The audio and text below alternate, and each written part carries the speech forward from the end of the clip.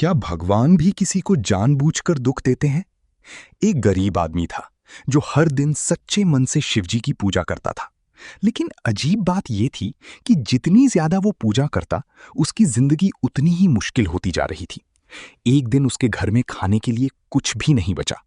फिर भी उसने कहा, भोलेनाथ, मुझे आप पर पूरा भरोसा है। उसी समय एक बूढ़ा साधु उसके दरवाजे पर आया और बोला, मुझे बहुत भूख लगी है। अब उसके पास सिर्फ एक आखिरी रोटी थी। वो कुछ पल के लिए रुका, फिर उसने अपनी आखिरी रोटी उस साधु को दे दी। साधु ने खाना खाया और अचानक गायब हो गया। तभी आसमान से एक आवाज आई, मैं तुम्हारी परीक्षा ले रहा था। लेकिन सवाल ये है, क्या वो सच में शिवजी थे या कुछ और? उस रात वो गरीब आदमी भूखा ही सो गया। लेकिन सुबह जब उसकी आंख खुली तो उसने देखा कि उसके घर के बाहर लोगों की भीड़ लगी है। गांव वाले कह रहे थे, तुम्हारी खेत में रातों रात फसल कैसे उग गई? वो हैरान होकर बाहर गया और देखा कि उसका सूखा खेत हरे भरे अनाज से भर चुका था। उसी समय वही बूढ़ा साधु फिर से उसके सामने आया।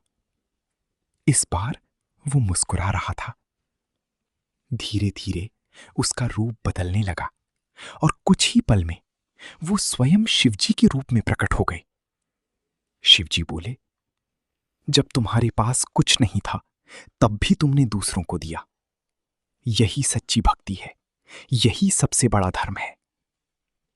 इतना कहकर शिवजी अंतर्ध्यान हो गए और उस दिन के बाद उस गरीब आदमी की जिंदगी पूरी तरह बदल गई। लेकिन सोचने वाली बात यह है, अगर तुम उसकी जगह होते तो क्या तुम अपनी आखिरी रोटी दे पाते?